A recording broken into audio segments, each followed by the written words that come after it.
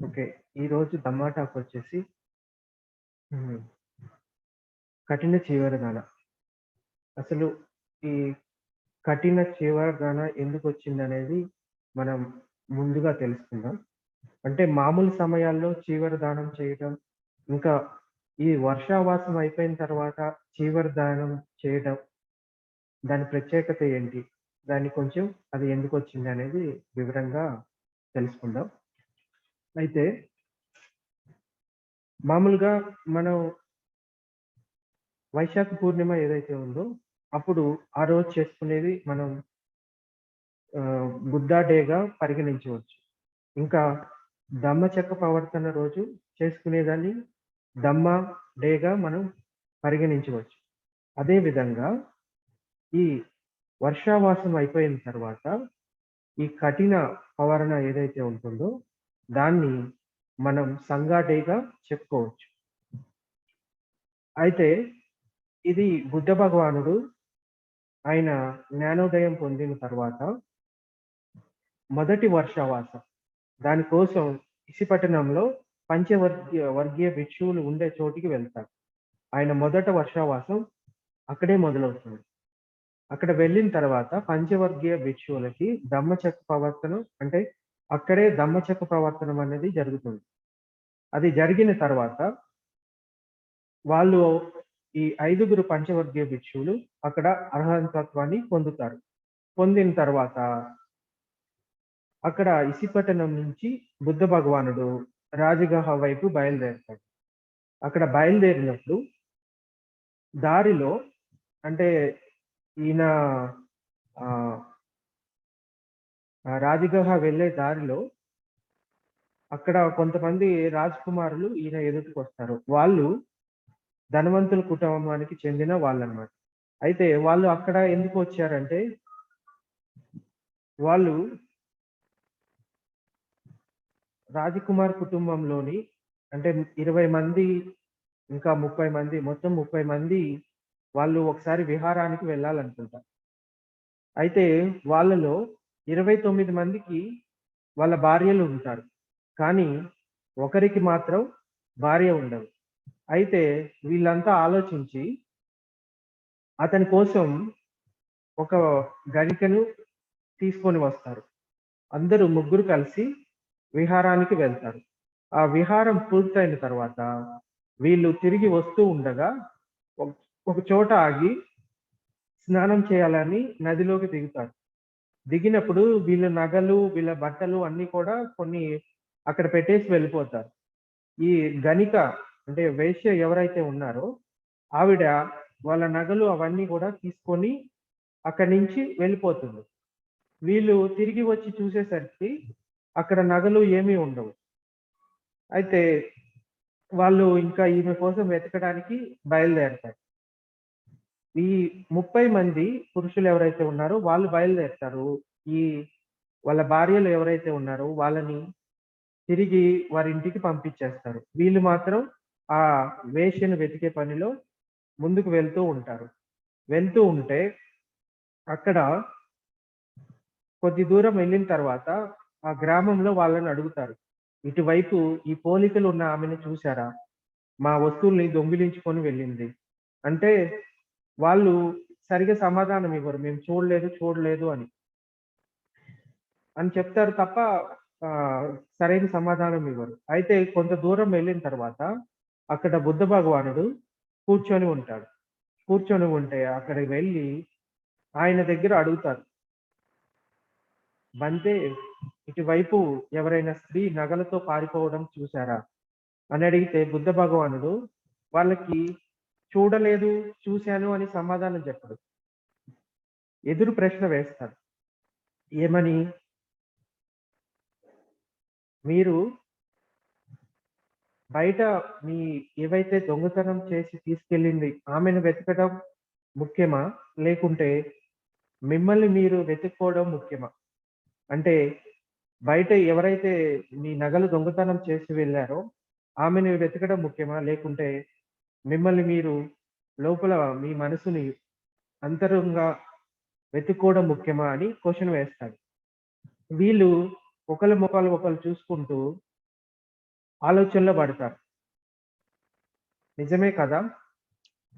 మనం బయట వెతికే కన్నా గూడా, మనల్ని మనం వెతుక్కోవడంలో చాలా గొప్ప పని అనుకోని, వాళ్ళు మమ్మల్ని మేము వెతుక్కోవడం ఎలా? అని బుద్ధ భగవానుడిని అడుగుతారు. అయితే అప్పుడు బుద్ధ భగవానుడు వాళ్ళకి ధర్మాన్ని ఉపదేశించి ధర్మాన్ని విస్తారంగా చెప్పడం వల్ల వాళ్ళంతా గూడా శ్రోతాపన్నులవుతారు. అంటే మార్గ ఫలాల్లో మొదటి దశలో ఫలాన్ని పొందుతారు. ఆ తర్వాత వాళ్ళందరూ "బంతే మేము ఈ గృహస్థ జీవితంలో ఉండలేము. మాకు ప్రవజ్జన ఇవ్వండి" అని ఆయన వేడుకుంటారు.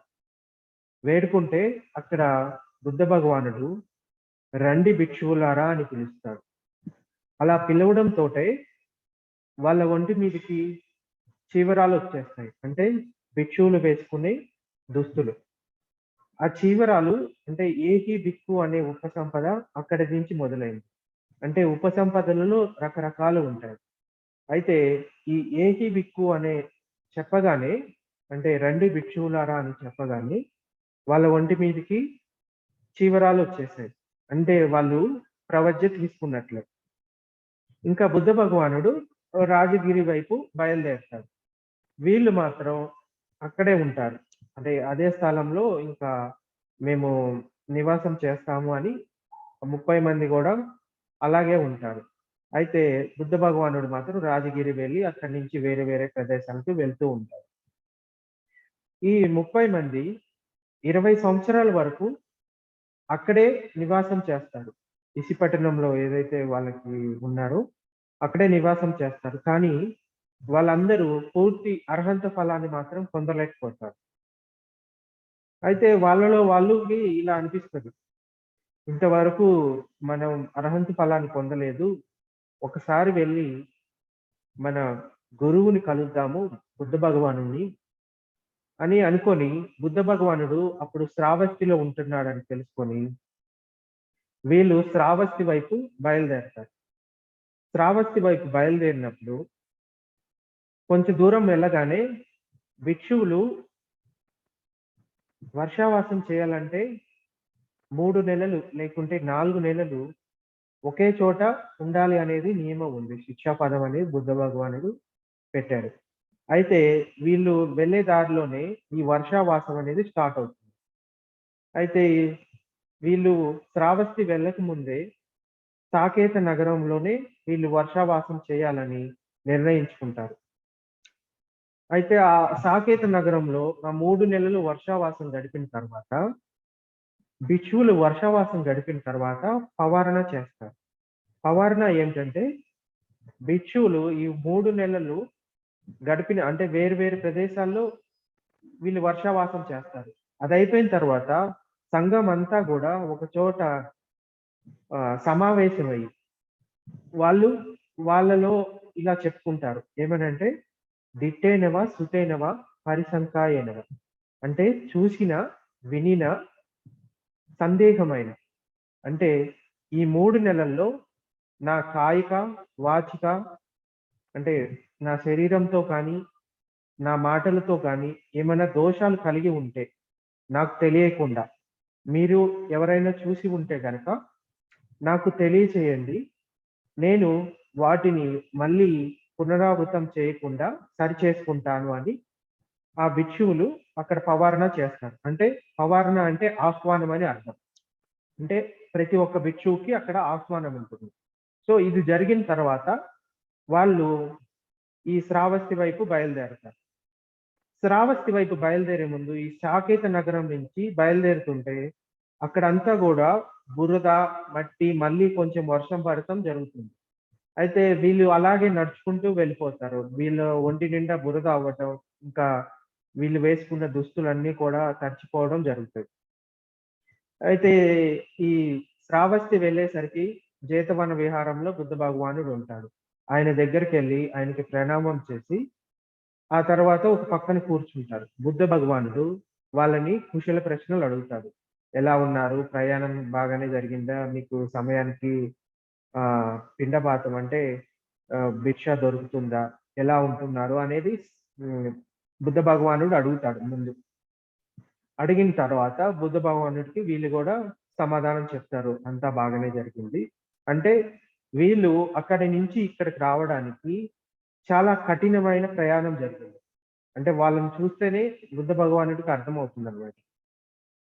వాళ్ళ ఒంటి నిండా బురద, ఇంకా చీవరాలు చిరిగిపోయి ఉండటం, వర్షంలో తడిచి రావటం, చాలా కఠిన ప్రయాణం అని వాళ్ళకి అంటే బుద్ధ భగవానుడికి అర్థమయ్యి, ఇలా ఆనందుడిని పిలిచి భిక్షు సంఘాన్ని సమావేశపరచు. నేను కొన్ని విషయాలు చెప్పాలి అని భిక్షు సంఘాన్ని సమావేశపరుస్తాడు. అయితే బుద్ధ భగవానుడు అక్కడికెళ్ళి అందరి భిక్షువుల ముందు ఇలా చెప్తారు. ఈ వర్షావాసంలో ఎలాగైతే కఠినంగా మనం కొంతమంది ప్రయాణం చేస్తున్నారు, లేకపోతే చాలా కఠినంగా సాగుతుంది. భిక్షాటనకి వెళ్ళాలన్నా, లేకపోతే వేరే చోటికి వెళ్ళాలన్నా, ధమ్మోపదేశం చేయడానికి వెళ్ళాలన్నా చాలా కఠినంగా నడుస్తుంది కాబట్టి, ఈ వర్షావాసం జరిగిన తర్వాత ఇప్పటి నుంచి కొన్ని ఆనిశంస మీకు ఉండేందుకు శిక్షా పదాన్ని ఏర్పాటు చేస్తున్నాను అంటారు. అంటే ఆనిశంస అంటే లాభాలు. అంటే ఈ వర్షావాసం జరిగిన తర్వాత ఉండే లాభాలు, భిక్షువులకు ఉండే లాభాలు. అంటే వర్షావాసం జరిగిన తర్వాత ఏదైతే కఠిన చీవర దానం జరుగుతుందో అది జరిగిన తర్వాత ఉండే లాభాలు. అవేంటి? మొదటిది, భిక్షువులు వాళ్ళు ఉండే విహారంలో ఎటువంటి అనుమతి లేకుండా మధ్యాహ్నం తర్వాత బయటకి ఏదైనా ధమ్మోపదేశం చేయాలన్నా, లేకపోతే వినయకర్మలు ఏదైనా చేయాలన్నా అటువంటి వాటికి అనుమతి లేకుండా కూడా వెళ్ళవచ్చు. అంటే భిక్షువులు మధ్యాహ్నం తర్వాత బయటకు వెళ్ళాలంటే అక్కడ ఉండే ఆచార్యుని పర్మిషన్ గాని, లేకపోతే ఉండే పెద్ద భిక్షు పర్మిషన్ గాని ఉంటేనే బయటికి వెళ్ళాలి. అలా చెప్పకుండా వెళ్తే అది పాశ్చాత్య ఆపత్తిగా మనకి పరిగణించబడుతుంది. సో, ఈ వర్షావాసం అయిపోయిన తర్వాత 5 నెలల వరకు ఈ అనుమతి లేకుండా కూడా ఈ ధమ్మోపదేశం చేయడానికి, లేకపోతే ఆహ్వానాలకు వెళ్ళడానికి అనుమతి ఉంటుంది. ఇంకా భిక్షువులు 3 చీవరాలు అంటే ఉత్తరా సంఘం, సంగాటి, అంతరవాస్తవం. భిక్షువులకి 3 చీవరాలు ఉంటాయి. ఆ 3 చీవరాలు సూర్యోదయం జరిగే సమయంలో, అంటే ప్రాతకాలం మేబీ 5:30, 6 గంటల సమయంలో, అంటే రోజంతా కూడా భిక్షువులు ఆ 3 చీవరాలను దగ్గర ఉంచుకోలేకపోతే అట్‌లీస్ట్ సూర్యోదయం జరిగే సమయంలో ఆ 3 చీవరాలు వాళ్ళ దగ్గరే ఉండాలి. అంటే 3 చీవరాలను విడిచి వేరే చోటికి వెళ్ళకూడదు. ఒకవేళ ఎక్కడికి వెళ్తున్నా గానీ ఆ చీవరాలు వెంట తీసుకొనే వెళ్ళాలి. లేదు అంటే గనక ఆ చీవరాలని అక్కడే వదిలేయాల్సొస్తది. వదిలేయకపోతే అది నిస్సంగీయ పాశ్చాత్యం కిందకి వస్తది. అంటే పాశ్చాత్య ఆపత్తి కిందకి వస్తది. సో, అయితే ఒకవేళ ఈ వర్షావాసం గనక ఒకే చోట గనక జరిగినట్లయితే 3 నెలలు ఎక్కడ వెళ్ళకుండా ఒకే చోట గనక ఉన్నట్లయితే ఈ 3 చీవరాలు తీసుకెళ్లకుండా కూడా మీరు అంటే 3 చీవరాలు లేకుండా కూడా విహరించవచ్చు. అంటే కేవలం 2 చీవరాలతోటి కూడా విహరించవచ్చు. లేదంటే మామూలుగా అయితే 3 చీవరాలు వెంట పెట్టుకొనే వెళ్ళాలి. మూడోది, ఘన భోజనానికి అనుమతి ఉంటుంది. అంటే ఒక భిక్షువుని కేవలం 3 భిక్షువులు మాత్రమే ఆహ్వానిస్తారు.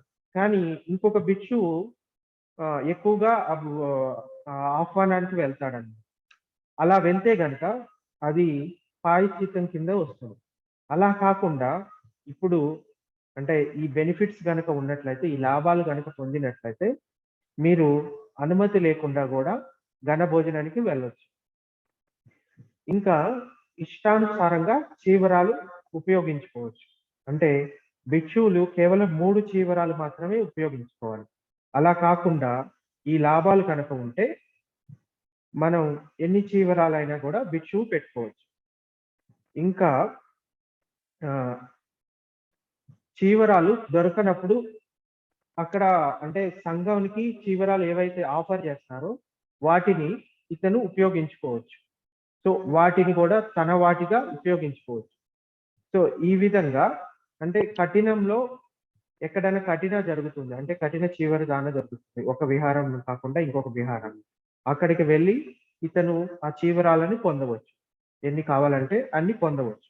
కేవలం ఇది వర్షావాస పవరణ అయిపోయిన తర్వాత 5 నెలల వరకే వర్తిస్తుంది. 5 నెలల తర్వాత మళ్ళీ భిక్షు నియమాలు ఏవైతే ఉంటాయో వాటిని యథాతథంగా పాటించవలసి ఉంది. సో, ఈ విధంగా అంటే కఠినంగా వీళ్ళు ప్రయాణం చేశారు కాబట్టి, కొన్ని ప్రయోజనాలు కూడా ఉంటే బాగుంటదని ఆలోచించి, బుద్ధ భగవానుడు ఈ విధంగా శిక్షా పదాన్ని ఏర్పాటు చేశారు. అయితే ఇది అయిపోయిన తర్వాత, మనం ఒక ఎగ్జాంపుల్‌గా తీసుకుంటే, అంటే ఈ కఠిన చీవరదానం చేయడం వల్ల ప్రయోజనం ఏమిటి అంటే, ఆహ్, మహాప్రజాపతి గౌతమి ఉంది గదా! ఆవిడ ఒకానొక జన్మలో ప్రత్యేక బుద్ధుడు ఉండే కాలంలో జన్మిస్తుంది. అయితే ప్రత్యేక బుద్ధుడు ఆయన ఈ వర్షావాసం చేయాలి అనుకుంటాడు. అయితే అక్కడ ఆ గ్రామంలో ఉండే శ్రేష్ఠి ఈ ప్రత్యేక బుద్ధుడిని ఆహ్వానిస్తాడు. ఆహ్వానించి ఇంటికి తీసుకెళ్ళిన తర్వాత అతడు అక్కడి నుంచి వేరే చోటికి వెళ్తాడు. కొంత సమయం తర్వాత ఈ ప్రత్యేక బుద్ధుడు అడుగుతాడు, శ్రేష్ఠి ఎక్కడికి వెళ్ళాడు అని. అయితే ఆవిడ చెప్తుంది, శ్రేష్ఠి బయటికి వెళ్ళాడు. ఈ రోజు రాకపోవచ్చు. ఎన్ని రోజులు సమయం పడుతుందో నేను చెప్పలేను అంటే, అక్కడి నుంచి ప్రత్యేక బుద్ధుడు తిరిగి అడవిలోకి వెళ్ళడానికి ప్రయాణం అవుతాడు. అలా వెళ్తూ ఉంటే ఒక ఉపాసిక చూస్తది. ఆ ఉపాసిక ఎవరంటే ఈ మహాప్రజాపతి గౌతమి. ఈ ప్రజాపతి గౌతమి ఆ బుద్ధ అంటే ప్రత్యేక బుద్ధుడు తిరిగి వెళ్ళటం చూసి, ఆయన ముందు వెళ్ళటం కూడా చూస్తుంది. అలాగే తిరిగి వెళ్ళటం చూసి ఆయన దగ్గరికెళ్ళి ఆయనకి నమస్కారం చేసి, "బంతే నేను మీకు ఏమైనా సహాయం చేయగలనా?" అని ముందుగా అడుగుతుంది. "నేను మీకేమైనా సహాయం చేయగలనా? మీకు ఏమైనా ఆవశ్యకాలు ఇవ్వగలనా?" అంటే అప్పుడు ప్రత్యేక బుద్ధుడు జరిగిన ఘటనంతా కూడా చెప్తాడు. చెప్పిన తర్వాత ఆవిడ ఇలా అంటుంది, "బంతే నేను ఈ చిన్న గ్రామంలో ఉంటున్నాను. నా చుట్టూ 500 మంది సహచరులు ఉంటున్నారు. అందరూ గూడా కూలి పని చేసుకునేవాళ్ళు. మేము మీకు పెద్దగా ఆఫర్ చేయలేకపోవచ్చు. అంటే పెద్దగా మీకు సౌకర్యాలు ఆహ్, కూర్చలేకపోవచ్చు. కానీ మేమందరం కలిసి మీకోసం ఈ 3 నెలల వర్షావాసం ఏదైతే ఉందో దాని కోసం మేము సమకూరుస్తాము" అని చెప్పినప్పుడు ఆ ప్రత్యేక బుద్ధుడు కూడా సరే అని చెప్తాడు. అయితే ఆ 3 నెలలు ఆయన ఉండటానికి, ఇంకా పిండపాతానికి అంటే భిక్షాటనకి ఏర్పాట్లు చేసేవాళ్ళు. ఆయన ధ్యానం చేసుకుంటూ అక్కడ ఉండేవాళ్ళు. అయితే ఈ వర్షావాసం పూర్తయిన తర్వాత ఆయన అక్కడి నుంచి వెళ్ళడానికి ప్రయాణం అవుతారు. అప్పుడు వీళ్ళు 500 మంది ఎవరైతే ఉన్నారో వాళ్ళంతా కూడా తలా కొంచెం ధనమేసుకొని ఆయన కోసం చీవరాన్ని వాళ్ళ చేతులతో వాళ్ళు తయారు చేస్తారు. తయారు చేసి ఆ ప్రత్యేక బుద్ధుడికి దానంగా ఇస్తారు. ఆ ఇచ్చిన పుణ్య ఫలం వల్ల ఆవిడ ఇప్పటి బుద్ధ భగవానుడి కాలంలో మహాప్రజాపతి గౌతమిగా జన్మ పొందుతుంది. అదే విధంగా ఆవిడ చుట్టూ ఉన్న సహచరులు 500 మంది ఎవరైతే ఉన్నారో వాళ్ళు ఆమెతో పాటు భిక్షుని సంఘంలో మొదట ఉపసంపద పొందిన భిక్షుణీలు. అంటే వాళ్ళు చేసిన ఈ పుణ్య కార్యం వల్ల వాళ్ళు ఈ జన్మలో ఈ భిక్షుని సంఘంలో మొదట ఉపసంపద పొందిన వాళ్ళుగా మనం అర్హత పొందుతారన్నమాట. సో, ఇది మనం ఏదైతే అంటే కుశల చిత్తంతో చేసే దానం చిన్నదైనా, పెద్దదైనా అది పెద్ద ఫలితాన్ని ఇస్తుంది. అంటే మనం ప్రసన్న చిత్తంతో ఇచ్చేది. సో, ఈ విధంగా ఆవిడ ఆ ఫలితాల్ని పొంది ఈ బుద్ధుని కాలంలో ఉపసంపద పొంది అర్హంతురాలవుతారు. అలాగే 500 మంది భిక్షుణీలు కూడా అర్హంతులవుతారు. అయితే ఈ కఠిన చీవర దానం అనేది ఎలా చేస్తారు అనేది మనం ఇప్పుడు చెప్తాం. అయితే ఈ కఠిన చీవరం అంటే ఏంటంటే, ఎవరైనా ఉపాసకులు ఈ వర్షావాసం పూర్తయిన తర్వాత భిక్షువులు పవారణ జరుగుతుంది. ఇందాక చెప్పినట్లు భిక్షువులంతా కూడా ఒక చోట చేరి వాళ్ళు ఈ పవరణ జరిగిన తర్వాత ఆ భిక్షువులకి చీవరాలను దానంగా ఇస్తారు.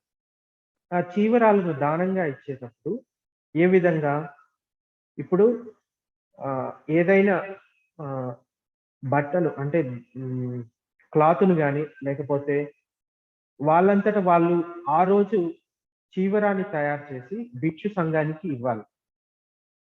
అయితే మామూలుగా ఎవరైనా ఉపాసకులు ఏదైనా ఒక వస్త్రాన్ని గనక సంఘానికి దానం చేసినట్లయితే ఆ వస్త్రాన్ని వాళ్ళు ముక్కలుగా చేసి దాన్ని చీవరంగా కుడతారు. కుట్టిన తర్వాత వాళ్ళు ఇచ్చిన దానాన్ని వీళ్ళు అది చీవరాన్ని తయారు చేసిన తర్వాత ఆ భిక్షు సంఘంలో ఉండే ఒక భిక్షువుని ఎంచుకొని ఆ భిక్షువుకి సంఘం తరపు నుంచి దానం చేస్తారు.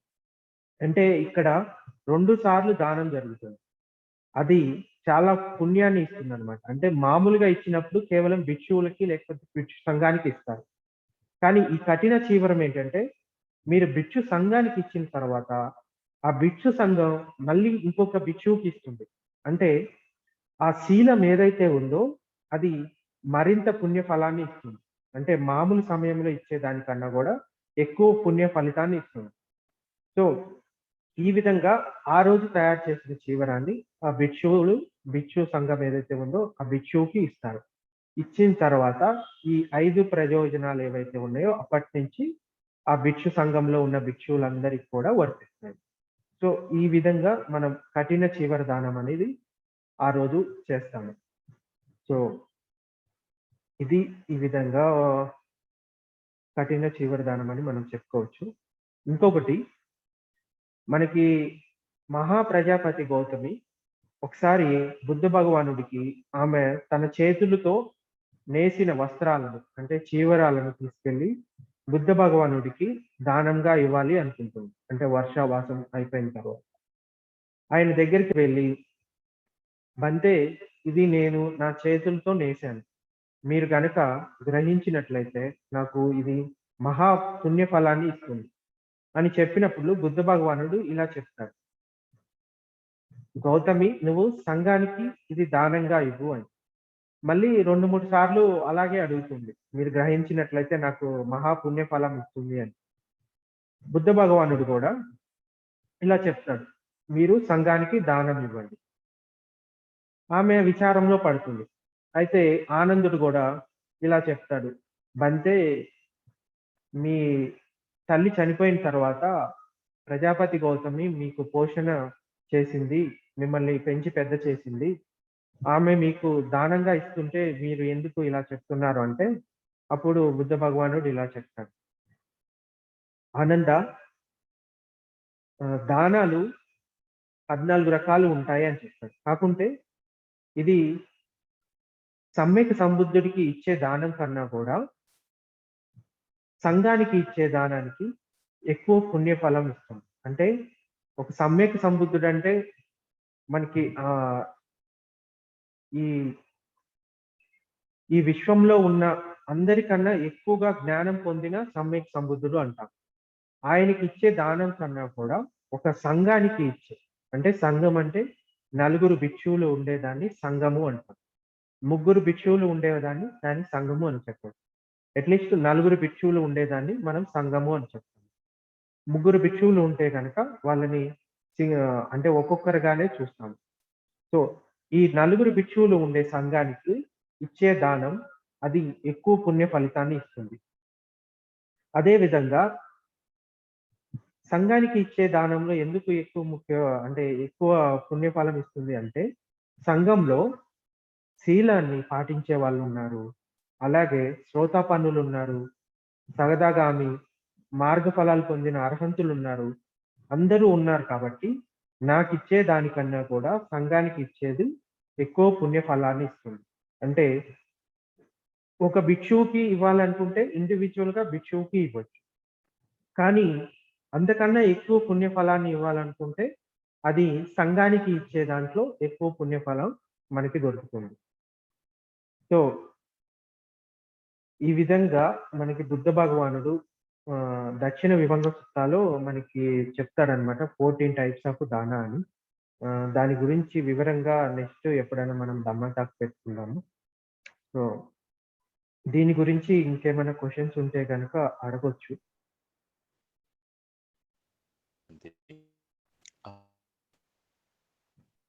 నాకు వాయిస్ క్లియర్ గా వినపడట్లేదు కొంచెం. Thank you బంతిజీ.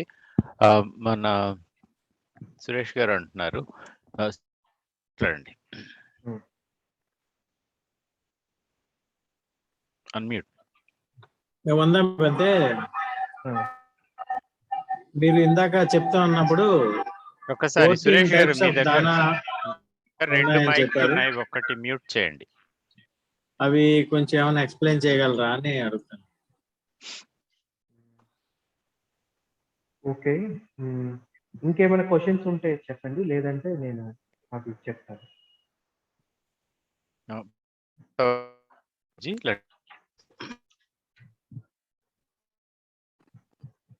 నాకు వాయిస్ క్లియర్ గా వినపడట్లేదు.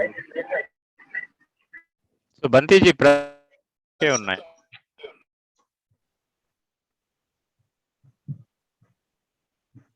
కాదండి, బంతి టైప్స్ ఆఫ్ దానా ఉన్నాయన్నారు కదా, అవి ఏమన్నా గలరా అని అడిగాను.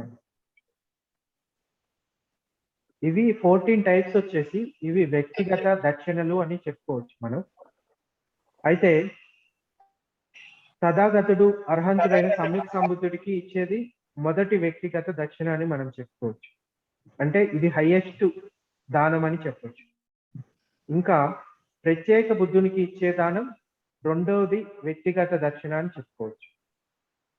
మొదటిది సమ్యక్ సంబుద్ధునికి, రెండవది ప్రత్యేక సంబుద్ధునికి, మూడవది బుద్ధ భగవానుడి శిష్యుడైన భిక్షువుకి అంటే అర్హంతునికి దానం ఇచ్చేది మూడో దక్షిణగా మనం చెప్పుకోవచ్చు. ఇంకా అర్హంత ఫల సాక్షాత్కార మార్గంలో ఉన్నవానికి ఇచ్చేవానికి అంటే అర్హంత ఫలం పొందటం, దాని అంటే అర్హంతాన్ని పొందటం వేరు, అర్హంత ఫలాన్ని పొందటం వేరు. సో అర్హంత ఫల సాక్షాత్కార మార్గంలో ఉన్నవానికి ఇచ్చే దానం ఇది 4వ వ్యక్తిగత దక్షిణ, అంటే ఇవి వ్యక్తిగతంగా ఇచ్చేది. ఇంకా అనాగామికి దానం ఇచ్చేది 5వ వ్యక్తిగత దక్షిణ. అనాగామి ఫలం పొందిన వానికి ఇచ్చేది 6వ వ్యక్తిగత దక్షిణ కింద మనం చెప్పుకోవచ్చు. ఇంకా సకదాగామికి దానం ఇచ్చేది 7వ వ్యక్తిగత దక్షిణ. సగతాగామి సాక్షాత్కార ఫలం ఏదైతే పొందారో వాళ్ళకి ఇచ్చేది మనం 8వ వ్యక్తిగత దక్షిణగా మనం చెప్పుకోవచ్చు. ఇంకా శ్రోతాపన్నుడికి దానం ఇచ్చేది 9వ వ్యక్తిగత దక్షిణ.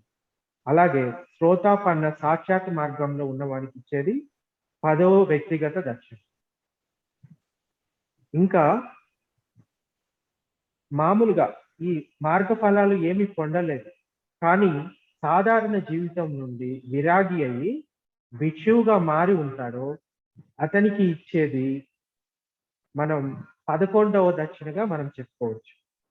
ఇంకా శీలవంతుడైన సామాన్యుడికి అంటే భిక్షువు కాలేదు, కానీ అతడు శీలాన్ని పాటిస్తున్నాడు, నైతిక విలువలతో కూడిన జీవితాన్ని పాటిస్తున్నాడు, అటువంటి వ్యక్తికి దానం ఇచ్చేది లేదా సహాయం చేసేది 12వ వ్యక్తిగత దక్షిణగా మనం చెప్పుకోవచ్చు. ఇంకా శీలం కూడా పాటించడు, అతడు దుశ్శీలుడై ఉంటాడు, అయినా అతనికి ఇచ్చే దానికి కూడా మనం 13వ వ్యక్తిగత దక్షిణగా మనం చెప్పుకోవచ్చు. ఇంకా జంతువుకి లేకుంటే పక్షువులకి వాటికి దానం ఇచ్చేది అది 14వ వ్యక్తిగత దక్షిణ. సో ఈ విధంగా 14 రకాల దానాల గురించి మనకి బుద్ధ భగవానుడు మధ్యమ నికాయలో దక్షిణ విభంగ సూత్రంలో చెప్పడం జరిగింది. ఇంకా అవి ఎటువంటి ఫలితాన్ని ఇస్తాయి అన్నది కూడా మనకి ఇక్కడ చెప్తారు. ఏమని, జంతువుకి దానం ఇవ్వటం వల్ల ఆ దానం 100 రెట్లు ఫలితాన్ని ఇస్తుంది, అంటే ప్రతిఫలితాన్ని. ఇప్పుడు మనం ఒక చిన్న పండుని దానం ఇచ్చామనుకోండి, 100 రెట్లు అది ప్రతిఫలాన్ని మనకి ఇస్తుంది, ఆ పుణ్యఫలాన్ని. ఇంకా దుశ్శీలుడైన సామాన్యునికి ఇచ్చే దానం అది 1000 రెట్లు ప్రతిఫలాన్ని ఇస్తుంది. ఇంకా శీలవంతుడైన సామాన్యునికి ఇచ్చే దానం అది 100,000 కోట్లు ప్రతిఫలాన్ని ఇస్తుందని మనకి ఈ మధ్యమ నికాయ సూత్రాల్లో చెప్పాడు. ఇంకా భిక్షువుకి ఇచ్చేది అది మనం చెప్పలేము అని చెప్తాడు. ఇంకా శ్రోతాపాన్ని, సగదాగామి, అనాగామి, అర్హంతు ఫలాన్ని పొందిన వాళ్ళ విషయం అయితే మనం ఎంత ప్రతిఫలవతం ఇస్తుందనేది మనం వేరేగా చెప్పుకునేది లేదనమాట. అంటే మీరు ఇందాక చూసినట్లయితే మన ప్రజాపతి గౌతమి ఆ వర్షావాసం అయిపోయిన తర్వాత ఒక ప్రత్యేక బుద్ధుడికి ఒక చీవరాన్ని ఆఫర్ చేసిన, అంటే దానంగా ఇవ్వడం వల్ల ఆవిడ ఈ బుద్ధుని కాలంలో మన బుద్ధ భగవానుడికి అంటే చిన్నమ్మగా జన్మించింది. ఆయన పోషణ అంతా కూడా ఆమెనే చూసుకుంటుంది. ఇంకా భిక్షుని సంఘంలో ఉపసంపద పొందడానికి అర్హత పొందుతుంది. ఆవిడ నుంచే మనకి ఈ భిక్షుని సంఘం అనేది మొదలైంది. సో ఈ విధంగా మనం ఇచ్చే దానంలో లెక్క చూడకూడదు. మన ప్రసన్న చిత్తంతో ఇచ్చేది ఏదైనా కానీ అది గొప్ప ఫలితాన్ని ఇస్తుంది. సో ఇంకొకటి, మనం దానం చేసిన తర్వాత ఇప్పుడు ఈ వ్యక్తి కన్నా ఇంకొక వ్యక్తికి ఇచ్చుంటే అది ఇంకా మంచి ఫలితాన్ని ఇచ్చేదేమో అని అలా ఆలోచించకూడదు. అంటే మనం మొదట దానం ఇస్తాము ఎవరైనా వ్యక్తికి, కానీ ఇతనికి ఇచ్చే బదులు వేరే వాళ్ళకి ఇచ్చుంటే బాగుండేదేమో లేకుంటే అని అనుకోకూడదు. అలాంటి ఆలోచన వచ్చిందంటే దాని ఫలితం ఉండదు, అంటే ఉంటుంది కానీ చాలా తక్కువ ఉంటుంది. సో మనం అందుకోసమే ఈ దానం అనేది మన లోపల శీల గుణాలను పెంచడానికి ఉపయోగపడుతుంది. ఈ శీలం ఎప్పుడైతే మనకి అభివృద్ధి చెందుతుందో అప్పుడు మనం సాధనలో అంటే ధ్యానం చేయడానికి ఉపకరిస్తుంది, మనకి సహాయపడుతుంది అన్నమాట. సో మనం ధ్యానం ఎందుకు చేస్తాము? మన మనసుని పరిశుద్ధం చేసుకోవడానికి. సో ఇవి ఒక్కొక్క మెట్టు మనం ముందుకెళ్ళాలంటే మొదట మనకి చెప్పిన 10 పారమితలలో మొదటిది దానం వస్తుంది, తర్వాత శీలం వస్తుంది. సో మొదట దానం ఎప్పుడైతే మనం మొదలు పెడతామో అప్పుడు మన లోపల ఉన్న ఈ లోభం అనేది తగ్గిపోతుంది. ఇంకా ద్వేషభావం అనేది ఉండదు. మన లోపల ఉన్న అహంకారం అనేది తగ్గుతుంది. అంటే ఇది నాది, ఇది నాకే ఉంది అన్నది లేదు. మనం ఉన్నదాన్ని అందరితోటి పంచుకుంటాం. ఇప్పుడు మనం అంటే ఒక గృహస్థుడు తను అంటే వృత్తిపరంగా ఏదైతే సంపాదిస్తున్నాడో దానిలో 10వ వంతు లేకుంటే 5వ వంతు సొసైటీకి కానీ లేకపోతే తను ఏదైనా మంచి కార్యాలు చేయడానికి అది దానికోసం ఉపయోగించే విధంగా పెట్టుకోవాలి.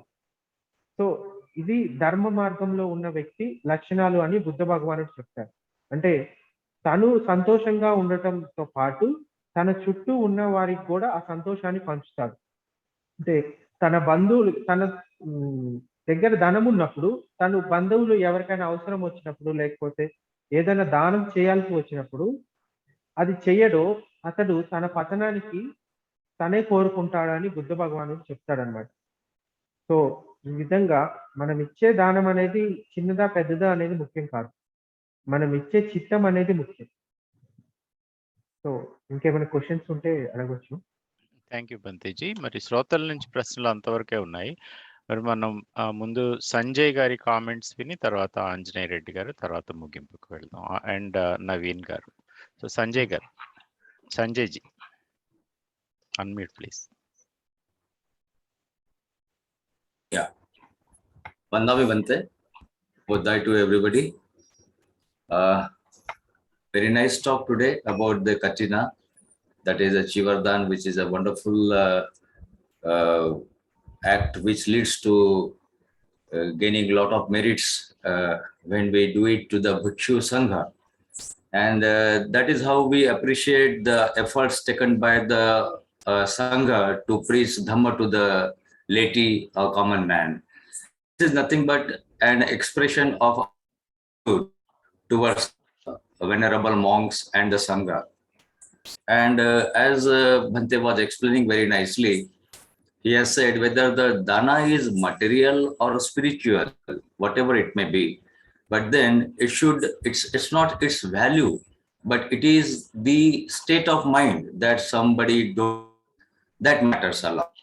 So it is very important how to donate and how to accept the donation also. Both are very important. So the donor should whatever he wants to donate with purity of mind, with valuing it, whether it is very costly or whether it is cheap or what others have given and what he is donating. What is important, it is what is going to give him and bring the merits is his mind donating. That brings the results.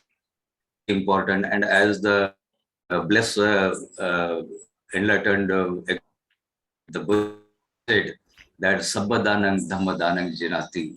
So this Dhammadan we from and where during Varsha monks they at one place for their own spiritual elevation as well as donating Dhamma to the people. So this is appreciation of their efforts and showing gratitude towards the great Sangha. So this Katina donation festival is celebrated in many countries like Laos, Cambodia, Myanmar, Sri Lanka. So this is a wonderful tradition. I think we should also, in many, even Bhante Analayo also, he they around his the and so in this wonderful festival and they earn their merits. That's a wonderful thing, Bhante. You talked about this. That's a wonderful thing. I thank you from my heart and on behalf of all of us who are participating in this program. Thank you. Thank you, Sanjay ji. So Naveen sir, could you please say a few words for our audience? ఒక్క నిమిషం అండి, ఒక point ఇక్కడ mention. చెప్పండి. ఇంకొకటి, ఈ భిక్షు సంఘం 3 నెలలు వర్షావాసం ఎప్పుడైతే చేస్తుందో దాని తర్వాత ఇచ్చేది మిగతా ఇచ్చే దానాల కన్నా కూడా ఎక్కువ ఫలితాన్ని ఇస్తుంది. ఎందుకంటే మిగతా టైంలో భిక్షువులు చారిక చేస్తూ ధమ్మోపదేశం చేస్తూ అంటే వాళ్ళు ప్రగతి ఉన్నా లేకున్నా కానీ ఈ 3 నెలలు మాత్రం కేవలం సాధన కొరకు మాత్రమే ఉపయోగిస్తారు. అంటే మనకి బుద్ధ భగవానుడి కాలంలో కానీ మిగతా కాలంలో కనుక చూసుకుంటే మిగతా సమయాల్లో దొరికే మార్గ ఫలాల కన్నా ఈ వర్షావాస సమయంలోనే భిక్షువులకి ఎక్కువగా మార్గ ఫలాలు దొరికేవి. సో అంటే మనం ఇందాక చెప్పుకున్నట్లు సకదాగామికి ఇచ్చే దానికన్నా కూడా అనాగామికి ఇచ్చే ఎక్కువ ఫలితాన్ని ఇస్తుంది. అదే విధంగా ఈ 3 నెలలు ఎవరైతే ఈ ధ్యానం చేసి వచ్చిన తర్వాత వాళ్ళకి ఇచ్చేది కొంచెమైనా కానీ అది గొప్ప ఫలితాన్ని ఇస్తుంది మిగతా సమయాల్లో దానికన్నా. సో ఈ వర్షావాసం తర్వాత ఇచ్చేదానికి అందుకోసమే మనకి ఈ మిగతా అంటే ఫెస్టివల్స్ కూడా బుద్ధిస్ట్ లో ఎక్కువ ఉండవు. ఈ కఠిన అన్నది చాలా ప్రత్యేకమైనది. సో ఇదే నేను చెప్పాలనుకుంటున్నాను. Thank you.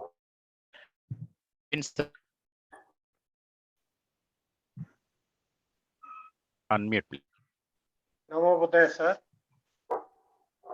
ఇంతకుముందు ఉన్న ప్రాచీన ఇప్పుడున్న వ్యవస్థలు ఉన్నాయి. ప్రాచీన వ్యవస్థలో అంటే ప్రస్తుతం మిగతా ప్రాంత దేశాల్లో గౌరవించే విషయాన్ని చాలా చాలా ముఖ్యమైనదిగా చూస్తుంటారు. అదే మన దేశంలో ఇప్పుడున్న పరిస్థితి బట్టి అది కనిపించడం లేదు. కాబట్టి మనం సంఘాల ద్వారా కానీ లేదా ద్వారా కానీ మనంతట మనగా కొంత వాళ్ళ భిక్షు సంఘాన్ని ఆదుకోవడం కాదు, గౌరవించడానికి మనం ఎప్పటికప్పుడు ఈ విహారాలకి వాటికి మనం దానం చేసే కార్యక్రమం ఎప్పుడు వీలుంటే అప్పుడు చేస్తుంటే విహారాల ద్వారా వాళ్ళకి చేరుతుంది. ఆ విధంగా భిక్షు సంఘాన్ని మనం గౌరవించుకోవడం, రక్షించుకోవడం జరుగుతుంది. కాబట్టి నా విన్నపం ఏంటంటే వాళ్ళంతా వాళ్ళగా ఎంత ముందులాగా మరి వచ్చి ఎక్కువ మామూలుగా వాళ్ళు అడగడం కాకుండా మనమే వెళ్ళి ఆఫర్ చేసుకుంటూ ఏదో అకేషనల్ గా కాకుండా మా ఇంట్లో ఒక కార్యక్రమం జరిగింది అనుకుంటే పిలుస్తాం, ఆ రోజు జరిగిపోతుంది. తర్వాత వాళ్ళ గురించి మనం పట్టించుకోవడం లేదు. కాబట్టి భిక్షు సంఘాన్ని మనం గౌరవించాలంటే విహారాల ద్వారా, సంఘాల ద్వారా ఎప్పటికప్పుడు మన తోచిన రీతిలో మనం మరి ఏదో రూపంలో అక్కడ అందజేస్తే విహారాలు ఉదాహరణకి అనేక విహారాలు కొన్ని ఉన్నాయి. ఇప్పుడు మన ఆంధ్రప్రదేశ్లో కానీ ఎక్కడైనా సరే వాటి ద్వారా మనం పంపిస్తే మనకు వీలున్నట్టు ఆ విహార నిర్వాహకులు భిక్షు సంఘాన్ని గౌరవించడానికి వీలవుతుంది. తద్వారా మనం ఇండైరెక్ట్ గా వాళ్ళు గౌరవించే వాళ్ళు అవుతారు కానీ నా వినపం. Thank you sir. Thank you sir. Sir Anjaneya Reddy గారు, మన బిక్కు సంఘాలు ఉన్నవి అంటే 4 అంతకంటే ఎక్కువ ఉన్న ఆరామాలు మన ఆంధ్ర, తెలంగాణలో ఎక్కడెక్కడ ఉన్నాయి సార్? మరి ఇతర విశేషాలు శ్రోతలకు చెప్తారా? 4 కంటే భిక్షువులు ఎక్కువగా ఉన్న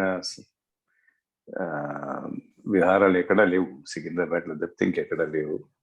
మిగతా అన్ని దగ్గరలో కూడా ఒక ఇద్దరు. ఒరిజినల్ గా ట్రెడిషనల్ గా బిక్కు సంఘం అంటే కనీసం 4 ఉండాలని చెప్పి ఆ రోజుల్లో 4, 5 మంది, 4 అని చెప్పి 4. మొదటి నుంచి ఆ ట్రెడిషన్ ఉన్నది. మనకి ఇంకా అంతమంది భిక్షువులు లేరు కాబట్టి 4, 5 కూడా లేరు. బిక్కు సంఘం పెద్ద అడ్వాంటేజ్ ఏమంటే వాళ్ళలో వాళ్ళకి డిసిప్లిన్ ఉంటుంది. కలెక్టివ్ గా మేనేజ్ చేస్తారు ఒక ఇన్స్టిట్యూషన్. ఒక్కరే ఉంటే ఏమవుతుందంటే ఇది గింత పోకళ్ళు పోతుంది. అది మనం చూసాం కూడా ఇక్కడ. బిక్కు సంఘం అనేది ఒక గ్రేట్ ఇన్స్టిట్యూషన్. అది 2500 years నుంచి ఉన్న ఇన్స్టిట్యూషన్. అది ఎన్నో ఎంపైర్స్ వచ్చిపోయినాయి కానీ బిక్కు సంఘం ఇంకా అదే కంటిన్యూ అవుతా ఉంది. దాంట్లో ఇన్హెరెంట్ స్ట్రెంగ్త్ ఉందన్నమాట ఒక సంఘం, ఒక ఇన్స్టిట్యూషన్ మేనేజ్ చేయడంలో. అందువల్ల ప్రతి దగ్గర కూడా మనం అల్టిమేట్లీ బిక్కు సంఘం బిల్డప్ చేసుకోవాలి. అవుతుందని చెప్పి నా నమ్మకం. ప్రస్తుతానికైతే ఎక్కడ లేదు, సికింద్రాబాద్లోనే ఉంది. ఒకటి.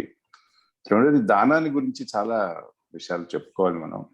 ఇందాక బంతే చెప్పినట్టు దానం ఇవ్వడం అంటే మనం లోభంలోంచి బయటపడుతున్నాం అన్నమాట.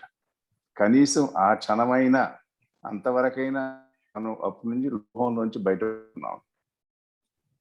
ఈ దానం అనేది పెద్ద చాలా ఎక్కువగా ఉంటుంది. చైనీస్ టెంపుల్స్ లో కరెన్సీ కానీ గోల్డ్ కానీ అక్కడ పెట్టేసిపోతాం. మనం చూస్తే కానీ మనం తిరుపతిలో ఎట్లా వేస్తారు దానికంటే ఇంకా ఎక్కువ వేస్తారు. గోల్డ్ జ్యువెలరీ వేస్తారు, క్యాష్ వేస్తారు. చైనాలో డెవలప్ అయినంతగా దాని గుణం మన మిగతా కంట్రీస్ లో కూడా లేదని చెప్పి అంటారు. కానీ మనకు ఇది కొత్త కాబట్టి ఈ దానం అనేది మనం ఎఫర్ట్, అది పనిగా మనం అలవాటు చేసుకోవాలి. మనం ఎప్పుడు విహారానికి వెళ్ళినా, ఇందాక మన నవీన్ గారు చెప్పినట్టు, ఎప్పుడు విహారానికి వెళ్ళినా కూడా అక్కడ దానం చేయడం అవసరము. ఎంత ఇస్తున్నారు అనేది ముఖ్యం కాదు, దానం చేయడం ముఖ్యము. ఒకటి. రెండోది, దానం ఇచ్చేటప్పుడు మనం ఏదో ఘనకార్యం చేస్తున్నామని చెప్పి అనుకోకూడదు. దానం ఇవ్వడం మన కనీస ధర్మం కింద మనం గుర్తించుకొని ఈ దానం ఇచ్చినందువల్లే భిక్షు సంఘాన్ని మనం మెయింటైన్ చేసుకోగలం. భిక్షు సంఘం ఉంటేనే ధర్మం ముందుకు పోతుంది. అందులో దానం ఇవ్వడం మీద గొప్ప అనుకోకూడదు. దానం ఇవ్వడం మన ధర్మము, మన రెస్పాన్సిబిలిటీ అనేది మనం గుర్తుపెట్టుకోవాలి. మరి ఎప్పుడెప్పుడు చేయాలి? ఇప్పుడు బర్త్డేస్ అంతా పార్టీస్ పెడతా ఉంటాడు. పార్టీ పెట్టుకోండి, కాదని నేను చెప్పను. కానీ బర్త్డే అప్పుడు దానం చేయొచ్చు, డెత్ యానివర్సరీస్ అప్పుడు దానం చేయొచ్చు, మ్యారేజ్ యానివర్సరీ అప్పుడు దానం చేయొచ్చు. ఈ అకేషన్స్ అన్నిట్లో కూడా విహారానికి వెళ్ళి దానం చేసి వాళ్ళు చెప్పిన ధర్మాన్ని విని వస్తే ఒక కల్చర్ డెవలప్ అవుతుంది. అది మనం ఇప్పటి నుంచి మనకి ఇంకా అలవాటు ఇంకా రావలేదు. మనం దాన్ని డెవలప్ చేసుకోవాలి. ఇప్పుడు నేను చాలా మందికి చెప్తుంటాను, ఇప్పుడు మన ఫస్ట్ ఆన్సర్ పిల్లలు ఎంట్రుకలు తీస్తారు కదా, అలాంటప్పుడు మన విహారానికి వచ్చి తీసుకోవడం, లేదా మనం గృహప్రవేశం చేసినప్పుడు భిక్షువుని తీసుకెళ్ళి దానం చేయడం, లేదా ఒక కొత్త ఆఫీస్ పెట్టుకున్నప్పుడు భిక్షువుని తీసుకెళ్ళి అక్కడ దాన్ని చాంటింగ్ చేయించి దానం చేయడం. ఇట్లా అనేక సందర్భాల్లో మనం ఇప్పుడు ఏమేమి చేస్తున్నామో అన్నిట్లో కూడా మనం మనం గుర్తిస్తే సంఘం డెవలప్ అవుతుంది. భిక్షువుని మనం పిలిచే ధర్మ టాక్ విన్నా కూడా మనం కొంత దానం చేయడం అవసరము. లేకుండా వాళ్ళు ఏ విధంగా దీన్ని మనం రన్ చేయాలనే ఆలోచన వాళ్ళకు ఉండకూడదు. They should be able to get enough money to run the institution. అలాంటి కల్చర్ మనకు లేదు కాబట్టి మనం అది పనిగా అలవాటు చేసుకోవాల్సిన అవసరం. ఇది అందరూ నేను చాలాసార్లు చెప్తా ఉంటాను, ఈ దానం అనేది చాలా ముఖ్యము. నేను అందుకనే విహారంలో కూడా రాయించాను, మన ధార్మిక జీవితానికి తొలిమెట్టు ఏమిటంటే దానం. దానం ఉంటేనే ముందుకి చెందగలం. ఒకటి. రెండవది, దానం అనే లోభంలోంచి బయటపడడానికి మనం ఇవన్నీ గమనించి మన బుద్ధిస్ట్ కల్చర్ డెవలప్ కావాలంటే దానం అనేది ముందు డెవలప్ చేసుకోవాలి. కొంత డొనేట్ చేయడం నేర్చుకోవాలి. అది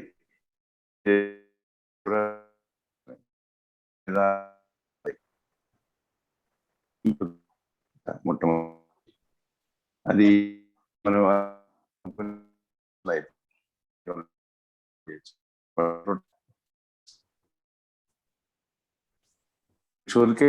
పూర్ పీపుల్ కష్టాలు దానం చేయడం మన ధర్మం పెట్టుకో. మనం ఏదో ఘనకార్యం చేస్తున్నాము, ఏదో మనం ఫేవర్ చేస్తున్నట్టు ఆయన దానం తీసుకున్నవాడు తీసుకున్న ఫీలింగ్ అతనికి ఉండకూడదు. మనం ఇచ్చిన ఏదో గొప్ప చేస్తున్నాం అనే ఫీలింగ్, అప్పుడే నిజమైన దానం అవుతుంది. ఈ కల్చర్ మనం డెవలప్ అయితేనే మనం ధర్మం ముందు అని చెప్పి నా అభిప్రాయం. Thank you sir. మరి దానం, అపాత్ర దానం, మనం అపాత్ర దానం అంటూ ఐదు బంతేజ్గా చెప్పాలి, మరి ట్రెడిషన్ లో లేదు అపాత్ర దానం అని. బంతే అపాత్ర దానం అనే దాని గురించి అడుగుతున్నారు. ఏదండి అపాత్ర దానం అనేది ఉందా బౌద్ధంలో అని? నాకు తెలిసినంత వరకు లేదు అపాత్ర దానం. అంటే నాకు క్లియర్ క్వశ్చన్ రాంగ్ పీపుల్ కి దానం అంటే అర్హత లేని వాడికి దానం చేయడాన్ని అపాత్ర దానం అంటారు. ఇంతవరకు అయితే లేదు. ఈవెన్ బుద్ధ భగవానుడు మనకి ఈ సూత్రంలో చెప్తాడు కదా, దుశ్శీలుడికైనా దానం చేయమని. దుశ్శీలుడికైనా ఇంకా లేకుంటే భవిష్యత్తులో మనకి ఇలాంటి సంఘం కూడా రావచ్చు. కేవలం చీవరాలు వేసుకొని వాళ్ళు భిక్షువులుగా కొనసాగుతారు. అటువంటి వాళ్ళకి ఇచ్చినా కూడా అది గొప్ప ఫలితాన్ని ఇస్తుందని చెప్తారు. అంటే శీలాన్ని పాటించని భిక్షువుకి ఇచ్చినా కూడా అది గొప్ప ఫలితాన్ని ఇస్తుంది. ఇంకొక విషయం అండి, మనకి బుద్ధ భగవానుడి కాలంలో ఒక సంఘటన ఉంది. అంటే భిక్షు సంఘానికి ఇచ్చిన దానాన్ని ఆ భిక్షువులు ఏ విధంగా ఉపయోగిస్తారు అన్నది కూడా. అంటే మనం దానం ఇస్తున్నాము, కానీ ఎదుటి వాళ్ళు ఏ విధంగా ఉపయోగిస్తున్నారు అన్నది కూడా మనకి ముఖ్యమైన విషయమే కదా.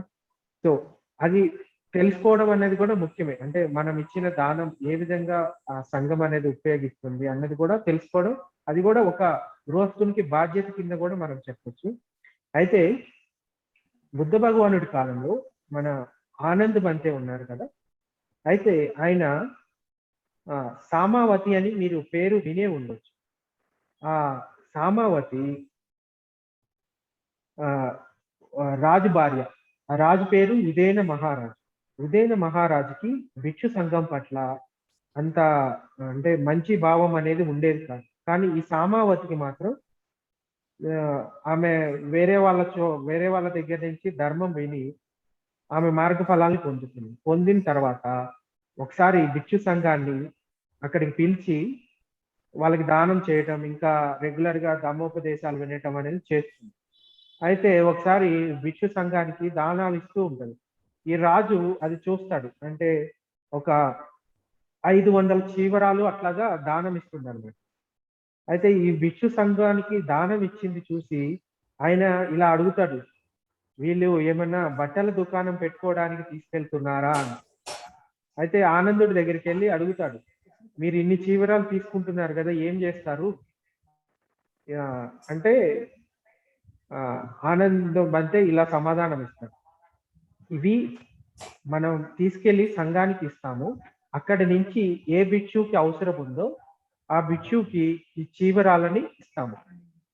అయితే అంతకుముందు ఉపయోగించిన చీవరాలను ఏం చేస్తారు, ఇప్పుడు ఇవి కొత్తవి తీసుకుంటే కనుక ఆ పాత ఏం చేస్తారు అని అడుగుతారు.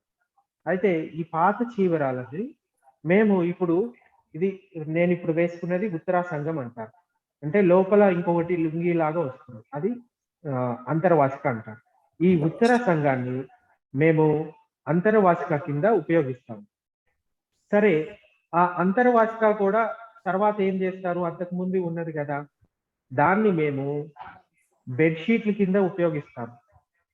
సరే, బెడ్షీట్ల కింద ఉపయోగించే వాటిని ఏం చేస్తారు, వాటిని కిటికీల కటన్లకి లేకపోతే డోర్ కటన్ల కింద ఉపయోగిస్తామని చెప్తారు. సరే, వాటిని పాతది ఏం చేస్తారు అని అడుగు. అయితే వాటిని చిన్న చిన్న ముక్కలుగా చించి డోర్ మ్యాట్ల కింద ఉపయోగిస్తాము, లేకపోతే ఏదైనా తుడవడానికి వాటికి ఉపయోగిస్తాము అని చెప్తారు.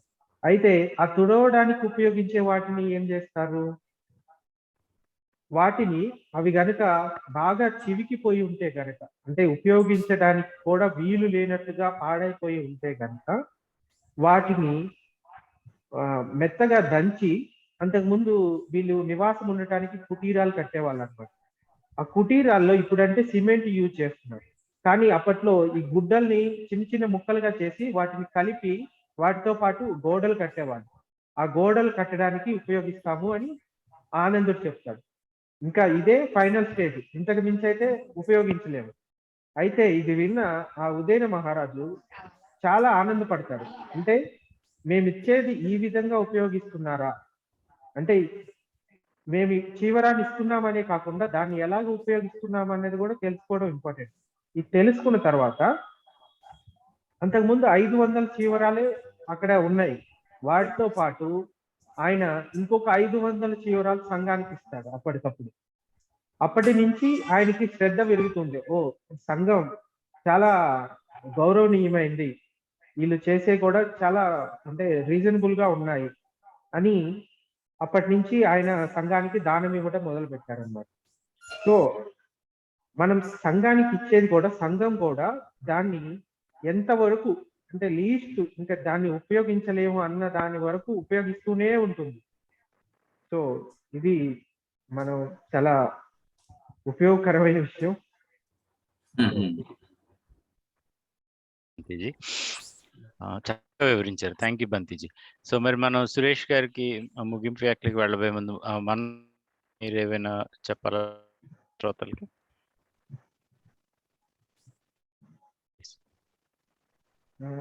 ఏం లేదండి, మీరు కంటిన్యూ చేయండి. Okay, thank you sir. Suresh గారు ముగింపు వ్యాఖ్యలు.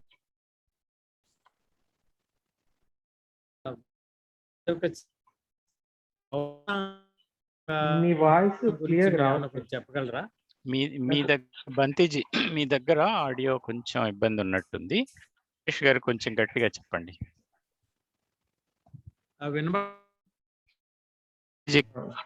మొగలాయన గారు మీరు క్వశ్చన్ ఏంటో తెలుసుకొని నాకు చెప్పండి. మీ వాయిస్ క్లియర్ గానే ఉంది.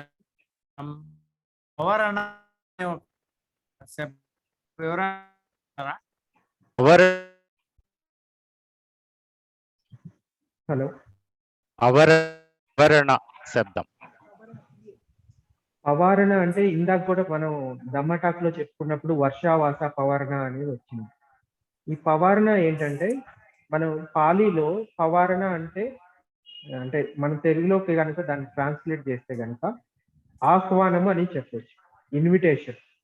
ఈ ఆహ్వానం అన్నది అంటే భిక్షువులకి 4 రకాల ఆహ్వానాలు ఉంటాయి. ఏమిటవి? మొదటిది భోజన పవారణ, రెండవది చతుపచ్చే పవారణ, మూడవది వర్షావాస పవారణ, నాలుగవది పారిశుద్ధి పవారణ. ఈ భోజన పవారణ అన్నది భిక్షుకు సంబంధించిన నియమాలు అన్నమాట. సో ఇది గృహస్థులకి అంత యూస్ఫుల్ గా ఉండదు, భిక్షువు మాత్రం ఆ ఆహ్వానం ఉంటేనే ఆ భోజనాన్ని స్వీకరించడానికి ఉంటుంది. అయితే ఈ చతుపచ్చయ పవారణ ఏంటంటే, చతుపచ్చయ అంటే 4 ఆవశ్యకాలు, భిక్షువులకు ఉండే 4 ఆవశ్యకాలు ఏంటి? ఒకటి వేసుకునే చీవరాలు, రెండవది పిండపాతం అంటే భిక్ష అన్నం ఆహారం, మూడవది శయనాసనాలు, వాళ్ళు ఉండటానికి ఉండే రూమ్స్ అంటే శయనాసనాలు అంటాము, నాలుగవది మన మెడిసిన్స్ అన్నమాట, అంటే భేషజ్యాలు అంటారు. సో ఈ 4 రకాల పవారణాలు అంటే ఇవి ఆహ్వానం లేకుండా ఏ భిక్షువు కూడా ఎవరిని అడగరు. అంటే గృహస్థుగా ఉన్నప్పుడు లేకపోతే ఉపాసకులుగా ఉన్నప్పుడు ఇది ఒక బాధ్యత కింద తీసుకొని ఉపాసకుడు వెళ్ళి ఏదైనా ఒక భిక్షువుని కానీ భిక్షు సంఘాన్ని కానీ వెళ్ళినప్పుడు లేకుంటే కనబడినప్పుడు కనీసంగా అడగాలి. ఏమనంటే, బంతే మీకు ఏమన్నా ఆవశ్యకాలు అవసరం ఉన్నాయా? అప్పుడు మాత్రమే అతను చెప్పడానికి ఉంటుంది. అంటే ఆహ్వానం లేకుండా ఏ భిక్షువు కూడా ఎవరిని ఇది నాకు కావాలి, లేకపోతే ఇది ఉంది, ఇది లేదు అని ఏది చెప్పడానికి ఉండదు. అది అంటే శిక్షా పదం ఉందన్నమాట. అంటే అనారోగ్యంతో ఉన్నప్పుడు మాత్రం ఈ 4 ఆవశ్యకాలు అడగవచ్చు. ఆరోగ్యంగా ఉన్నప్పుడు మాత్రం అడగకూడదు. ఒకవేళ ఎవరైనా అడిగినట్లయితే అప్పుడు చెప్పవచ్చు అన్నమాట. అంటే ఇది అవసరం ఉంది అని. సో అప్పుడు వాళ్ళు అది ఇవ్వడానికి ఓకే అంటే కనుక దాన్ని స్వీకరించవచ్చు. అది కూడా ఎవరైనా ఒక వ్యక్తి పవర్ణ ఇచ్చినప్పుడు, అంటే ఆహ్వానం ఇచ్చినప్పుడు, అంతే మీకు నేను ఈ విధంగా పవారణ ఇవ్వాలనుకుంటున్నాను, మీకు అంటే భోజనానికి సంబంధించి పవారణ ఇవ్వాలనుకుంటున్నాను అంటే భోజనానికి సంబంధించింది మాత్రం స్వీకరించడానికి, లేదు మీకు చీవరాలకు సంబంధించిన పవారణ ఇవ్వాలనుకుంటున్నాను అయితే చీవరాలకు సంబంధించిందే ఉపయోగించడానికి ఉంటుంది. లేదు బంతే మీకు ఏది కావాలంటే అది, లేదంటే అన్నిటికీ నేను పవారణ, అంటే మీరు ఏది కావాలన్నా కానీ నాకు చెప్పినట్లయితే నేను ప్రయత్నిస్తాను అని అన్నట్లయితే కనుక అప్పుడు మాత్రమే అతను మిగతా వాటి గురించి అడగటానికి ఉంటుంది. లేకుంటే ఏదైతే అతను పవారణ ఇస్తాడో దాని గురించి మాత్రమే ఆ ఆవశ్యకాలు మాత్రమే అడగటానికి ఉంటుంది. సో గృహస్థులుగా ఇదేంటంటే మీరు తెలుసుకొని వాళ్ళని అడిగి తెలుసుకున్నట్లయితే ఒకవేళ ఆవశ్యకాలు అవసరం ఉన్నట్టే ఇవ్వవచ్చు. లేదు ఫర్ సపోజ్ ఒక భిక్షువుకే మీరు దానం ఇవ్వాలనుకుంటున్నారు, లేదా సంఘానికి దానం ఇచ్చేదైతే డైరెక్ట్ గా సంఘానికి ఇచ్చేయచ్చు. లేదు ఒక భిక్షువుకి దానంగా ఇవ్వాలనుకుంటే కనుక ఆ భిక్షువు అతనికి ఎవరైనా కపియా ఉన్నారేమో కనుక్కోవాలి. కపియా అంటే అతడికి ఒక నమ్మకమైన వ్యక్తి, ఇతడికి ఏదన్నా కావాలంటే చేసి పెట్టే వ్యక్తి ఎవరైనా ఉన్నారేమో ఆ భిక్షువుకి కనుక్కోవాలన్నమాట. కపియా ఉంటే గనక కపియా అంటారు పాలీలో. మనకి ఎవరైనా అతని గురించి చూసుకునే వ్యక్తి అయితే ఆ కపియా ఎవరైతే ఉన్నారో వాళ్ళ గురించి అడగాలి. ఆ కపియాకి నేను ధనం ఇవ్వవచ్చా అని అడిగితే ఆ భిక్షు ఎటువంటి సమాధానం ఇవ్వకపోవచ్చు. అంటే ఇక్కడ వినయాలో ఒక శిక్షా పదం వస్తుంది అనమాట. జాత రూప రచిత పటిగహన అంటే డబ్బులు కానీ లేకపోతే బంగారం కానీ వెండి కానీ ఎవరైనా ఇచ్చినప్పుడు దాన్ని స్వీకరించడానికి అనుమతి లేదు. అలా కాకుండా బుద్ధ భగవానుడు ఆ శిక్షా పదానికి ఇలా చెప్తాడు, మీరు ఎవరైనా కపియా ఉంటే కనుక వాళ్ళ ద్వారా ఉపయోగించుకోవచ్చు. అంటే ఎవరైనా ఆ భిక్షువు గురించి అంటే అవసరాలు ఏదైనా ఉంటే ఆ కపియాకి ఇస్తున్నారు అంటే ఆ కపియాకి ఇచ్చి ఉంటే కనుక దాని నుంచి అతను ఆ కపియాని అడిగి తన అవసరాలను తీర్చుకోవచ్చు. లేదు అంటే కనుక ఇలా కూడా చెప్పకూడదు, ఏమనంటే మీరు ఈ కపియాకి దానం ఇవ్వండి అని కూడా చెప్పకూడదు అన్నమాట. సో మీరు ఎవరైతే కపియా ఉన్నారో వాళ్ళ గురించి తెలుసుకొని అతనికి మాట్లాడి ఇచ్చిన తర్వాత మీరు ఇన్ఫార్మ్ చేయాలంటే ఇన్ఫార్మ్ చేయొచ్చు, లేదంటే అది ప్రాబ్లం లేదన్నమాట. సో ఇది చతుపచ్చే పవర్ణ. ఇంకా మూడవది వర్షావాస పవర్ణ. వర్షావాస పవర్ణ ఇందాక చెప్పుకున్నట్టు వర్షావాసం అయిపోయిన తర్వాత సంఘం ఒక చోట చేరి అది జరిగిన తర్వాత ఇచ్చే పవర్ణ, అంటే భిక్షువులకి ఇచ్చే పవర్ణ, ఆహ్వానం అనమాట. ప్రతి భిక్షువుకి ఆహ్వానం ఉంటుంది. నాలుగోది పరిశుద్ధి పవర్ణ. పరిశుద్ధి పవర్ణ ఏంటంటే ఒక భిక్షువు ఈ 3 నెలల వర్షావాసంలో అతను ఎటువంటి మార్గ ఫలాలైనా పొంది ఉంటే గనక అతని ఆచార్యుడితో కానీ లేకపోతే సంఘంతో కానీ అతడు పొందిన ఫలాన్ని బయటికి చెప్తాడు. చెప్పిన తర్వాత వాళ్ళు చూస్తారు ఇతని బిహేవియర్ ఎలా ఉంది, అంటే అంటే బాడీలీ వెర్బల్లీ, అంటే కాయ వాచిక అంటారు కదా, అతని బిహేవియర్ నిజంగానే ఆ ఫలాల్ని పొందినట్టు ఉందా, అది నిజంగానే ఫలాలు పొంది ఉంటే కనుక ఆ భిక్షు సంఘం ముందు అతను పొందిన మార్గ ఫలాలని చెప్పవచ్చు. లేకుంటే ఏ భిక్షువు కూడా మార్గ ఫలాలని బయట చెప్పడానికి ఉండదు. ఇప్పుడు ఫర్ సపోజ్ ఎవరికైనా మార్గ ఫలాలు ఉన్నాయి అనుకోండి, అవి బయట చెప్పకూడదు అని బుద్ధ భగవానుడు శిక్షా పదాన్ని ఏర్పాటు చేశాడు. ఎందుకంటే ఇప్పుడు సంఘంలో రకరకాల వ్యక్తి ఉంటారు. ఒకళ్ళు శీలాన్ని పాటించే వాళ్ళు ఉంటారు, ఇంకొకళ్ళు సాధన చేసే వాళ్ళు ఉంటారు. ఇలా రకరకాలు అంటే మార్గాన్ని పొందిన వాళ్ళు ఉంటారు, మార్గాన్ని పొందడానికి ప్రయత్నించే వాళ్ళు కూడా ఉంటారు. అయితే మార్గాన్ని పొందిన వాళ్ళు వీళ్ళు శ్రోతాపన్న అని తెలిస్తే అందరూ ఈ శ్రోతాపన్నునే చూస్తారు. లేదంటే ఇతను అర్హంత్ అంటే ఇతను అర్హంతే చూస్తారు. కానీ భగవానుడు అలా చెప్పలేదు. పూర్తి సంఘాన్ని ఒకే రకంగా చూడాలి. ఈవెన్ ఒక పెద్ద స్థవిరుడు అంటే ఒక 60 సంవత్సరాల భిక్షు జీవితం గడిపిన వ్యక్తిని, అదే రోజు శ్రామణీయుడుగా ఉన్న వ్యక్తిని ఒకే విధంగా మీరు గౌరవించాలి. ఒక వ్యక్తిని ఎక్కువగా, ఒక వ్యక్తిని తక్కువగా చూడకూడదు. సో అందుకోసమని ఏమైనా మార్గ ఫలాలు ఉంటే కనుక అక్కడ బయట పెట్టడానికి ఉండదు. కానీ సంఘంలో ఎవరైతే టీచర్ ఉంటారో వాళ్ళ దగ్గర బయట పెట్టారు.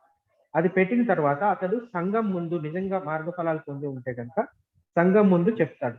సో దానివల్ల ఏంటంటే వాళ్ళు కూడా వాళ్ళ తోటి వారు సహచరులు ఎవరైతే భిక్షువులు ఉన్నారో వాళ్ళకి కూడా అంటే ఒక రకమైన ప్రేరణ దొరుకుతుంది. మాతో పాటు ఉన్న వ్యక్తి మార్గ ఫలాలను పొందాడు అని ఆ ప్రేరణ లభిస్తుంది. దాన్ని పారిశుద్ధి పవరణ అంటారు. అంటే మార్గ ఫలాలు పొందిన వ్యక్తి మాత్రమే చేసేదాన్ని పారిశుద్ధి పవరణ అని మనం చెప్పవచ్చు అన్నమాట. సో ఇవి 4 రకాల పవరణ అండి.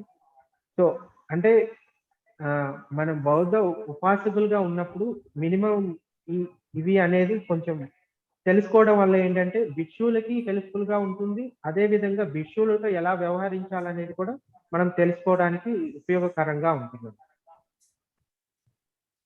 సో ఇంకేమైనా క్వశ్చన్స్ ఉంటే. Thank you బంతిజీ. సార్ మనం ముగింపు వ్యాఖ్యలకు వెళ్దాం అంటారా? థ్యాంక్ సురేష్ గారు. నా వాయిస్ ఆడిబుల్ గా ఉందండి? Yes yes. ఈరోజు మన హాజరైనటువంటి అందరికీ కూడా ప్రత్యేకమైనటువంటి బుద్ధ వందనాలు, జైభీములు తెలియజేసుకుంటున్నాను. ఈరోజు మనకి మన్మథరావు గారు చాలా చక్కగా ఆయన యొక్క గురించి ఆయన చెప్పారు. It's really great. ఆయన ఎప్పుడో ఆల్రెడీ ఒక పుస్తకాన్ని ఆయన అనువదించి ఉన్నారు. తర్వాత ఇంకో పుస్తకాన్ని కూడా అనువదించడానికి ఆయన రెడీగా ఉన్నానని చెప్పటం, అంజయ్ రెడ్డి గారు కూడా ఆయన పుస్తకాన్ని అనువదించిన పుస్తకాన్ని ఆల్రెడీ నేను ఇంతకుముందు చూశానని చెప్పడం ఇది చాలా సంతోషకరమైన విషయం. మనకి మన్మథరావు గారు లాంటి వాళ్ళు స్థిరచిత్తాలో ఉండటం ఒక మంచి ఇదిగా భావిస్తా ఉన్నాను. తర్వాత ముఖ్యంగా బంతే గారు మనకి చాలా చక్కగా కఠిన చివరి దాన అనేది ఎలా వచ్చింది అనేది ఆయన చేశారు. తర్వాత నేను అడిగిన ప్రశ్నకు కూడా ఎన్ని రకాల దానాలు ఉన్నాయని కానీ పౌరణ అంటే ఏంటి అనే విషయం కూడా చాలా చక్కగా ఆయన ఎక్స్ప్లెయిన్ చేశారు. కపియ అనే పదాన్ని కూడా ఆయన చాలా చక్కగా ఎక్స్ప్లెయిన్ చేశారు. కపియ అంటే యాక్చువల్గా నేను చాలాసార్లు దమ్మపాల బంతేజీ గారికి కపియగా చాలా ప్లేసెస్కి వెళ్ళాను నేను. అది ఒకటి ఆయన కూడా అది ఒకటి చెప్పారు. తర్వాత మన మహాబుద్ధి విహారాలో ఈ మధ్యకాలంలో నేను ఒక 3-4 సంఘదానాలు చేశాము. అంటే మా చుట్టాలు, మా సిస్టర్ వాళ్ళ డాటర్ వచ్చినప్పుడు, తర్వాత మా సిస్టర్ వచ్చినప్పుడు, తర్వాత మేము కూడా 3 సార్లు మేము సంఘదానం చేయటం జరిగింది. అయితే ఇంతకుముందు సంఘదానం చేయాలంటే వాళ్ళకి మనం ఎక్కడి నుంచి ఏమేమి పట్టుకెళ్ళాలి, ఎలా పట్టుకెళ్ళాలి, ఎవరికి ఆర్డర్ చేయాలి, ఎంతమందికి ఆర్డర్ చేయాలి అనేది ఒక సందిగ్ధం ఉండేది ఇంతకుముందు. ఇప్పుడు ఆ సందిగ్ధం లేదు. ఎందుకంటే లాస్ట్ టైం నేను ఈ కోవిడ్ టైంలో బయట తయారు చేయించుకుని వెళ్ళటం కష్టము అనే ఉద్దేశంతో నేను వాళ్ళ దగ్గరికి వెళ్ళి మాట్లాడినప్పుడు వాళ్ళు రెగ్యులర్గా తయారు చేసే లాగా మనం ఒక 5,000 వాళ్ళకి మనం ఇచ్చేస్తే మనం ఆ రోజు కావాల్సినటువంటి భోజనం సదుపాయం వాళ్ళే తయారు చేస్తున్నారు. మనం ఆ రోజు అక్కడికి వెళ్ళి మనం క్యాజువల్గా మనం తీసుకెళ్లే పూలు కానీ, పండ్లు కానీ, లేకపోతే మనం తీసుకెళ్లే స్వీట్స్ కానీ ఆఫర్ చేసి ఆ భోజనానికి అయ్యే ఖర్చు అంతా కూడా 5,000 కడితే ఆ ఏర్పాట్లు వాళ్ళే చేస్తున్నారు. మనం బయట ఏర్పాటు చేసుకోవాల్సిన అవసరం కూడా లేదు. ఫెసిలిటీ కూడా ఉంది. నేను ఇప్పటికే 3-4 సార్లు ఆ ఫెసిలిటీ వాడుకున్నాను. ఎవరికైనా తెలియని వాళ్ళకి భోజన దానం చేయడం చాలా కష్టం అనుకుంటారేమో అని నేను కొంచెం విపులంగా చెప్పడానికి ప్రయత్నం చేశాను.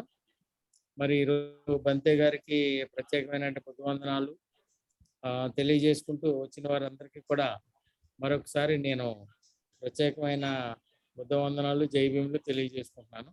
జై భీమ్. వచ్చే వారం కలుద్దాం. నమస్కారం. నమస్కారం.